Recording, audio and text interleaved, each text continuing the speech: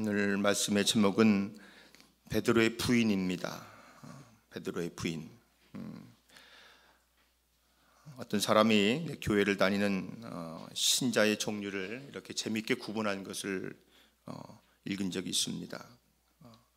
하나는 인력거 교인이다 이렇게 표현을 했는데, 누군가가 앞에서 끌어주어야만 교회를 나온다는 이야기를, 또 하나는 나룻배 교인이라고 했습니다. 노를 뒤에서 젓듯이 누군가가 뒤에서 밀어주어야 신앙생활을 하는 사람들. 또 셋째는 연과 같은 사람들이 있다고 합니다. 줄로 매어 놓지 않으면 멀리 날아가 버릴 위험성이 항상 있는 사람들이라고 합니다. 그래서 항상 긴장하고 수시로 전화하고 챙겨줘야 한다고 합니다. 넷째는 고무풍선 같은 사람이라는 거예요. 감정의 바람으로 가득 차서 언제 터지고 폭삭 주저앉을지 모르는 불안정한 사람을 뜻한다고 합니다. 마지막으로 다섯째는 럭비군과 같은 사람이라고 하는 것. 언제 어느 방향으로 튕겨나갈지를 종잡을 수 없는 사람이라고 합니다.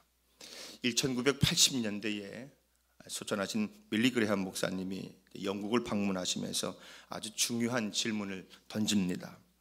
이 질문을 인해서 그 당시 영국 교회의 새로운 부흥의 기폭제가 됐다고 합니다.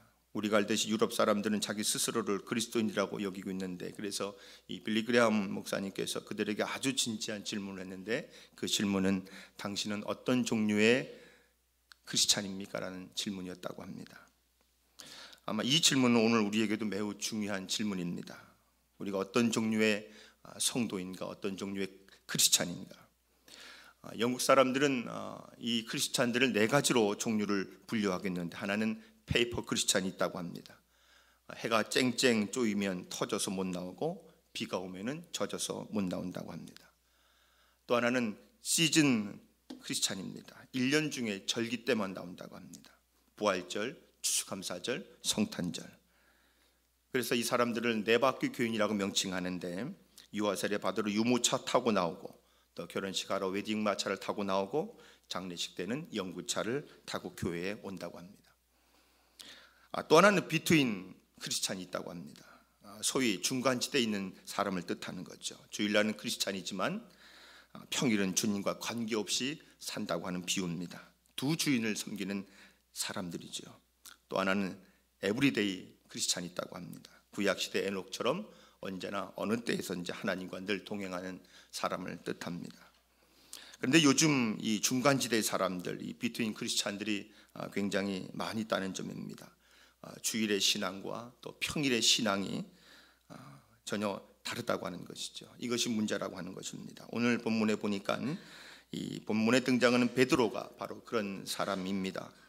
결정적인 순간에 불신앙의 길을 걸었던 사람, 도끼날에 찍히듯이 고난이 닥쳐왔을 때에 예수를 부인한 사람, 배신한 사람. 그런데 가만히 보면 원래 베드로가 그런 사람이었던가? 이 베드로가 그렇게 쉽게 예수님을 배신할 사람은 아니었는데, 적어도 수제자로서 3년 동안 예수를 쫓아다녔던 사람이고, 말씀으로 훈련받은 사람이고, 수많은 기적, 이적과 치유의 경험의 현장에 있었던 사람입니다. 적어도 그래요. 그러나 예수님께서 일으키신 수많은 기적을 목격했음에도 불구하고, 예수님이 잡혀가시던 날 밤 전까지도 호언장담했던 사람임에도 불구하고, 예수님을 배반하지 않겠노라라고 스스로 다짐했음에도 불구하고, 그가 오늘 결국은 예수를 부인하고야 맙니다. 이것도 공관복음서에 다 나와 있어요. 마태와 마가와 누가와 요한복음에 동일하게 얼마나 중요한 이 베드로의 부인이었던지, 이 베드로의 부인에 대한 장면들을 너무 자세하게도 이 마태와 마가와 누가와 요한 사도는 우리에게 기록해 주고 있습니다. 그러니까 다른 제자들을 다 배반하고 모든 사람들이 예수님을 다 버린다 할지라도 나는 죽어서도 예수님을 따르겠고 큰 소리 치면 맹세까지 한 이 베드로라는 사람, 어떻게 되었습니까? 하룻밤도 지나지 않는 채 몇 시간 만에 한심한 남자가 되어버려 있다고 하는 것입니다. 오늘 57절 말씀에 보니까 이 베드로가 부인하여 이르되 이 여자여 내가 그를 알지 못하노라 했다고 고백을 하고 있습니다.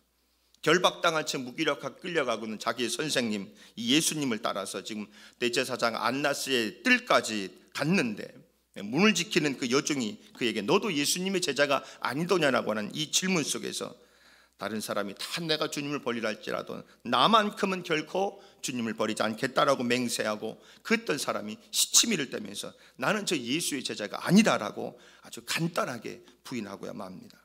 그것이 끝이 아니에요.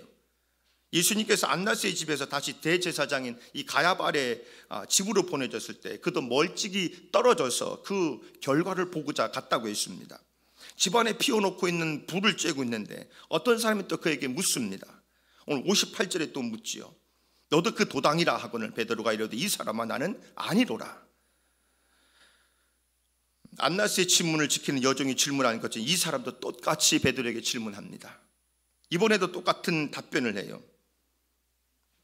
또 59절 말씀에 보면 1시간쯤 있다가 또 한 사람이 장담하여 이르되 너는 갈릴리 사람이 아니냐 참으로 네가 그와 함께 있었다라고 이 질문 속에서 요한복음 18장 26절은 더 구체적으로 이 이야기를 우리에게 말씀해 주고 있습니다.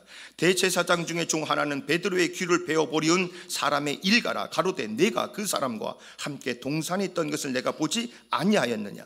몇 시간 전에 겟세마나에서 그의 칼에 귀가 잘린 적이 있었던 이 말고의 인척 관계에 있는 한 종이 이 베드로에게 질문했지만 그조차도 부인하고 맙니다. 60절 말씀에도 베드로가 이르되 이 사람아 나는 네가 하는 말을 알지 못하노라. 또 동일하게 말씀하고 있죠. 26장 마태복음 26장 74절에도 저가 저주하여 맹세하여 가로되 내가 그 사람을 알지 못하노라 하니 닭이 울더라. 저주를 합니다. 몇 번 부인했나요? 3번 부인했습니다.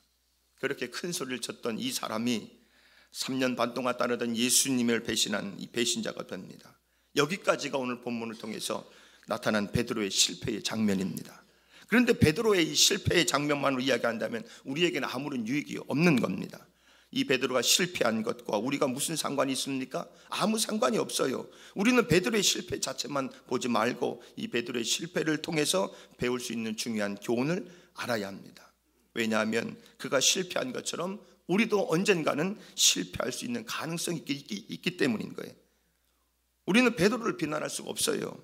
지금 우리가 큰 소리 치지만은 어느 날은 도끼날에 찢기듯이 갑자기 고난과 역경이 어려움이 닥쳐왔을 때 우리도 베드로처럼 실패할 수 있기 때문이라는 겁니다. 그러므로 우리는 이 베드로가 실패한 일을 파악해야 합니다. 그리고 그것을 토대로 우리가 실패하지 않고 승리할 수 있는 방법을 찾아야 하는 겁니다. 그럼 어떻게 우리가 실패하지 않고 승리할 수 있을까? 첫째로는 주님을 가까이 해야 한다는 겁니다. 시험을 이기고 승리할 수 있는 첫 번째 방법은 주님을 가까이 하는 것이에요. 요한복음 18장 16절에 보니까 이 베드로는 문 밖에 섰다라고 했습니다. 대제사장과 아는 그 다른 제자가 나가서 문 지키는 여자에게 말하되 베드로를 데리고 들어왔다고 했습니다. 오늘 누가복음에 나와 있지 않지만 이 사도 요한은 그 베드로의 위치를 정확하게 이야기해 주고 있어요. 문 밖에 있다는 거예요. 문 밖에 서 있습니다. 죽는 자리까지라도 예수님을 따라가겠다고 호언장담했던 사람인데 그 사람이 지금 어디에 서 있나요? 예수님이 계신 곳으로 가까이 하지 못하고 문 밖에 서 있다는 겁니다. 마태복음 26장 58절에 보면은 더 자세하게 그의 모습을 묘사하고 있어요. 베드로가 멀찍이 예수를 쫓았다고 했습니다. 베드로는 예수님을 쫓아가기는 했어요. 그러나 멀찍이 예수를 쫓았다는 겁니다. 그 결과 실패입니다. 여기서 예수님을 멀찍이 쫓아갈 때에 우리도 베드로처럼 어려움을 겪을 수 있다는 사실을 알아야 해요. 우리가 주님을 가까이 하면 가까이 할수록 주님께서 주시는 풍성한 삶을 살 수 있지만 우리가 주님 멀리하면 멀리할수록 마귀의 공격을 받아서 어려움을 겪을 수도 있다는 것입니다. 이 전투의 전략과 전술에 보면 이 본진과 후방 부대가 항상 멀어서는 안 된다는 것이 이 전투의 기본 전술입니다. 가급적이면 가까워야 돼요. 가까워야 보급품도 쉽게 전달할 수가 있습니다. 가까워야 서로 연계해서 쉽게 적을 격퇴할 수가 있어요. 영적인 전투도 마찬가지입니다. 주님과 멀리 떨어지면 떨어질수록 우리는 영적인 전쟁에서 늘 어려움을 겪어야 말아요. 항상 시험이 끊이지가 않습니다. 조그만 일까지도 상처받았다고 합니다. 아무 일 아닌 것까지도 섭섭하다고 하죠. 1년이 가도 5년이 가도 10년이 가도 믿음이 크게 성장하지 못하고 항상 제자리 걸리는 경우가 많습니다. 항상 시험을 본다느니 매일 시험을 치르고 있다느니 그런 말을 합니다. 그러한 사람들 가만히 보면은 항상 주님으로부터 멀찍이 떨어져 있다는 것이 특징입니다. 예배의 자리나 기도의 자리에 있지 않아요. 말씀의 자리에 있지 않아요. 경건의 시간도 갖지 않습니다. 그러다 보니 마귀가 틈을 타서 공격하고야 맙니다. 그래서 사도 바울은 에베소서 4장 27절 이렇게 고백을 합니다. 마귀로 틈을 타지 못하게 하라고 말씀하고 있습니다. 항상 주님과 가까이 하시길 바랍니다. 틈이 생기면 이 마귀라고 하는 존재는 온갖 시험을 그 안에다 다 집어넣어요. 틈만 생기면 그렇습니다. 찐빵은 가운데 안고가 들어가야 하는 것이고 샌드위치 사이에는 내용물이 들어가야 하지만 하나님과 우리 사이에는 무엇이든지 들어가서는 안 되는 것입니다. 물질도 자존심도 인간관계도 명예도 사업도 우리와 주님 사이에는 아무것도 집어넣어서는 안 되는 거예요. 주님과 그 사이에 어떤 것도 들어가서는 안 되는 것입니다. 마귀가 틈타지 못하도록 주님과 가까이 하시길 바랍니다. 어찌하든지 예배를 통해서 때로는 속회를 통해서 선교회를 통해서 때로는 말씀의 공부를 통해서 주님과 가까이 하시길 바라요. 어차피 믿을 바에야 우리가 앙팡지게 주님을 붙드는 저와 여러분들 되시기를 축원합니다. 두 번째로는 주님의 능력을 의지하셔야 돼요. 시험을 이기고 승리할 수 있는 방법은 주님을 의지하는 것밖에 없습니다. 이 마귀의 시험으로부터 능히 승리할 수 있는 것은 내 힘만으로는 도무지 되질 않습니다. 위로부터 오는 하나님의 능력을 의지함으로 우리는 승리할 수가 있는 거예요. 그런데 베드로는 지금 어떻게 했습니까? 하나님을 의지하기보다는 자기 힘을 앞세웁니다. 앞서서 살펴보았지만 마태복음 26장 34절에 보면은 베드로가 대답하여 가로되 다 주를 버릴지라도 나는 언제나 버리지 않겠나이다. 무엇이 강조되어 있나요? 나라는 말입니다. 나라는 말. 마가복음 14장 31절에 보면은 베드로가 힘있게 말하되 내가 주와 함께 죽을지언정 주를 부인하지 않겠나이다. 또 누가복음 22장 33절에도 보면은 주여 내가 주와 함께 오게도 죽는 데에도 가기를 내가 각오하겠다고 말하고 있고, 요한복음 13장 37절에도 베드로가 가로되 주여 내가 지금은 어디까지 따를 수 없나이까 주를 위하여 내 목숨을 바치겠나이다. 공통적으로 강조되는 말이 나라는 단어예요. 내 힘으로 주를 따를 것입니다. 다른 사람은 배신해도 내 힘으로 주님을 떠나지 않겠습니다. 결국 나를 외치면서 이 나를 주장하다가 결국 베드로는 3번씩이나 예수님을 부인하고야 맙니다. 나의 힘을 의지하며 무너지고야 말아요. 영적 싸움에서는 패배하고야 맙니다. 이 베드로가 주님의 능력을 의지하지 않고 자신의 힘만을 지금 의지하고 있는 거예요. 이미 겟세마네 동산에서 주님으로부터 베드로는 이 경고를 받고 있었습니다. 마태복음 26장 40절에 제자들에게 오사 그 자는 것을 보시고 베드로에게 말씀하시되 너희가 나와 함께 한시도 깨어 있을 수 없더냐. 시험에 들지 않게 기도하라. 마음은 원이로되 육신이 약하도다라고 베드로에게 경고의 메시지를 주고 있는 겁니다. 주님으로부터 기도하지 않고 잠자고 있다고 책망을 받아요. 그런데 이후에도 기도하는 베드로의 모습을 성경에서 볼 수가 없습니다. 주님께서 그토록 기도하라고 지금 호소하고 그렇게 기도를 강조했음에도 불구하고 이 베드로라고 하는 사람은 기도에 무릎이 없었다는 거예요. 그러나 하나님의 능력을 의지하지 않고 한심스럽게 자신의 힘만을 의지했다는 겁니다. 사사기를 보면 한심스러운 사람이 또 한 사람이 등장해요. 삼손입니다. 그러나 하나님으로부터 엄청난 능력을 받았어요. 여호와의 신이, 여호와의 영이 크게 감동되어서 손에 아무것도 없이 사자 염소 새끼를 찢듯이 천하장사입니다. 나귀 턱뼈 하나로 1000여 명의 이 블레셋 군대를 무찌른 천하무적입니다. 그런데 사사기 14장 12절과 13절을 보면은 삼손이 어리석은 짓을 해요. 삼손이 그들에게 이르되 이제 내가 수수께끼를 하나 낼 텐데 잔치하는 7일 동안 너희가 능히 그것을 불어서 내게 구하면 내가 배옷 30벌과 겉옷 30벌을 너희에게 주리라. 그러나 그것을 능히 내게 구하지 못하면 너희가 내게 그것들을 그대로 줄지니라. 그들이 이르되 너는 수수께끼를 하여 우리로 듣게 하라. 블레셋 출신 여인에게 수수께끼를 내면서 함정을 파서 승부를 보겠다고 지금 삼손이 덤벼드는 겁니다. 여러분, 삼손의 강점이 무엇이에요? 지혜입니까? 힘입니까?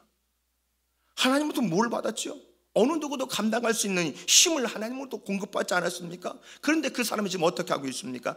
하나님이 주신 힘으로 승부를 보질 않아요. 그런 한심한 삼손은 그렇게 하지 않습니다. 하나님이 주시지도 않는 머리를 가지고 싸우려고 한다는 겁니다. 자신의 방법을 동원해서 그 이기려고 해요. 이것이 삼손이나 베드로의 공통점이라는 겁니다. 베드로는 기도가 하라고 할 때에 잘난 척하고 잠만 자고 있다가 무너졌죠. 자기 힘만을 알고 있다가 패배했습니다. 칼을 의지했지요. 말개 귀를 자르지 않습니까? 여종 앞에서 예수를 3번 부인하고 저주하는 비참한 자리에 떨어졌다는 겁니다. 우리는 어떤가요? 여러분 어떻습니까? 기도의 능력을 하나님으로부터 받았음에도 불구하고 내가 기도하지 않고 여러분들의 경험만 앞세우고 있습니까? 아직도 하나님의 지혜를 의지하지 않고 우리가 가지고 있는 얄팍한 어떤 삶의 지식과 경험만을 앞세우고 있지 않나요? 우리도 기도의 자리를 떠날 때에 내 힘과 내 것을 의지할 때에 우리도 언제든지 무너질 수 있다는 사실을 기억하시고 항상 주님만 의지하시길 바랍니다. 항상 깨어 기도함으로 이 마귀의 강력한 공격에도 패배하지 않기를 축원합니다. 마지막으로는 만남을 중요시 여겨야 된다는 거예요.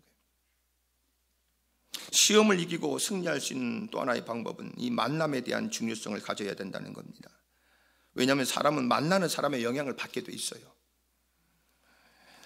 연세대의 도서관에 보면 한 동상이 서 있죠. 아마 보신 분들도 많을 겁니다.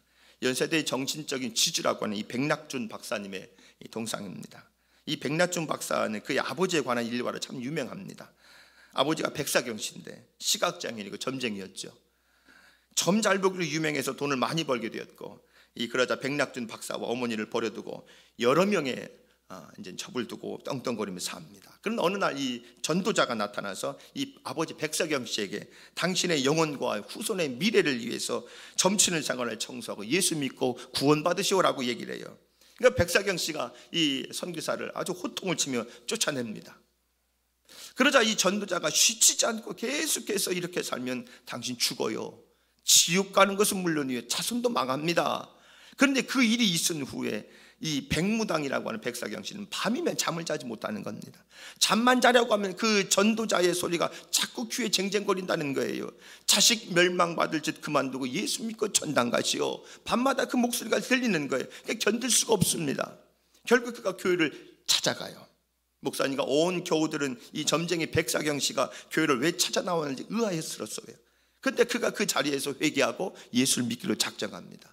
후에 이 백사경 씨는 점치는 일을 그만두고 모든 사재를 털어서 교회를 짓고 본인은 나중에는 참 청빈하게 살죠. 그런데 그 소식을 들은 이 맥킨이라고 하는 선교사님께서 이 백 씨의 가족들을 교회에 사찰에 봉사하게 합니다. 그리고 아들 백낙준 씨는 영어를 가르치고 영창 중학교 입학시켜서 그를 공부시켜요. 졸업 후에 이 선교사님께서 이 아들 백낙준 씨를 중국으로 데리고 가서 신성고등학교에 학교를 마치게 하고 미국으로 유학을 보내서 파크 대학과 유명한 프린스턴 대학 그리고 예일 대학에서 박사학위를 받게 합니다. 그리고 귀국하셔서 연세대 교수와 초대 총장이 되셨고 문교부 장관까지 지내셨어요. 한 가지 이 백낙준 씨에 대한 이야기지만은 하나님을 만난 자의 삶이란 바로 이런 것이라는 겁니다. 역전의 삶이에요. 불행에서 행복으로, 가난에서 부여로, 저주에서 축복으로, 심지어 신체적인 장애마저 극복하게 하는 삶이 바로 하나님과의 만남의 삶의 자리라는 겁니다. 남들에게 손가락질 당한 세리장 삭개오를 보세요. 주님을 만난 후에 그의 이름이 성경에 얼마나 귀하게 기록되고 영광스러운 존재가 된 것을 볼 수 있지 않습니까? 한적한 어촌에서 고기를 잡던 이 갈릴리 촌사람들, 예수님 만나니 어떻게 변화되었나요? 사람을 낚는 어부가 되지 않습니까? 초대교회를 세우는 결정적인 지도자들이 되지 않습니까? 누구를 만나느냐에 따라서 그 사람의 일생이 달라져요. 이게 만남의 신비입니다. 가룟 유다는 사악한 대제사장들을 만났지요. 장로들을 만났습니다. 은 30냥에 스승이 예수를 팔아먹고 후에도 돈도 취하지 못하고 목매다 자살로 마감합니다. 대단히 만남이 중요해요. 만남에 따라 저와 여러분들의 인생이 달라질 수 있습니다. 베드로는 그런 점에서 잘못된 만남을 가진 결과 이 마귀의 유혹에 넘어가요. 무리에 체포된 예수님, 동이 트지 않는 캄캄한 새벽에 신문을 받기 위해서 지금 대제사장 가야바의 집으로 끌려가는데 베드로가 마태복음 26장 58절에 어제도 보았지만은 베드로가 멀찍이 예수를 따라 대제사장의 집들에까지 가서 그 결말을 보려고 안에 들어가 하인들과 함께 앉았다라고 했습니다. 멀찍이 예수를 쫓아요. 그가 지금 어디 있어요? 대제사장 가야바의 뜰입니다. 누구와 함께 있습니까? 하인들입니다. 대제사장의 종들과 함께 앉았다는 거예요. 예수님의 제자들이 아닌 다른 사람들과 앉아있다는 겁니다. 주님을 부인하고 저주하는 실패의 싹이 이때부터 트기 시작했다고 해도 과언은 아닐 거예요. 여러분, 주님을 멀리하고 또 성도들과의 교제를 멀리할 때는 반드시 세상 사람들과 가까워질 수밖에 없습니다. 물론 우리는 복음을 전하기 위해서 세상 속에 용감하게 가야 돼요. 세상 사람들을 만나야 돼요. 성도는 세상과 분리돼서는 살아서는 안 되죠. 그러나 본인이 아직까지 자기 자신도 추스리지 못할 믿음이 연약한 자라고 한다면 세상의 불신자들을 만나는 것을 피해야 합니다. 또한 믿음이 좋은 사람이라 할지라도 전도와 선교의 목적이 아닌 단순히 친교를 위한 목적이라고 한다면 가급적이면 세상 사람들과 만남을 피해야 돼요. 계속 만나다 보면은요, 그들의 삶의 방식이나 삶의 영향을 받게 되어 있습니다. 오늘 본문에 주의 제자들과 함께 있어야 할 베드로가 하인들과 함께 앉아있는 것을 보세요. 여기부터 베드로가 무너지는 겁니다. 사랑하신 여러분, 우리는 어떤가요? 우리가 믿음 생활을 도움을 주고 신앙심의 경각심을 불러일으키고 있는 아름다운 믿음을 가진 성도들과 교제하기를 즐겨하십니까? 아니면 여러분들은 때로는 부패하는 것, 때로는 사치와 허용으로 인도하는 이웃들과 사귀기를 더 좋아하십니까? 오늘 바울은 디모데후서 2장 22절에 우리에게 이렇게 권면해주고 있어요. 또한 너는 청년의 정욕을 피하고 주를 깨끗한 마음으로 부르는 자들과 함께 의와 믿음과 사랑과 화평을 따르라라고 하며 주를 깨끗한 마음으로 부르는 자들과 함께 있으라라고 권면하고 있습니다. 우리 사랑하신 여러분, 베드로의 실패가 나의 실패가 되지 않도록 만남을 중요하게 여기시길 바랍니다. 좋은 만남을 위해서 기도 많이 하세요.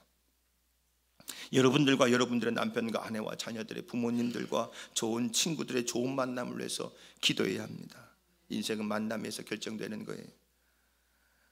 베드로가 무너졌어요. 호언장담하고 큰소리 치던 베드로, 그런데 다른 제자들과 비교하면서까지 예수님을 떠나지 않겠다고 자신만만했던 베드로, 수자자로서 항상 앞장섰던 베드로, 그가 한심하게 예수를 3번이나 부인하고 배신합니다. 적어도 베드로가 저 갈보리 언덕에 달렸던 그 2명의 강도 중에 1명은 됐어야 할진데 베드로는 그것조차 자신 있게 예수의 곁에 있지 못했던 겁니다.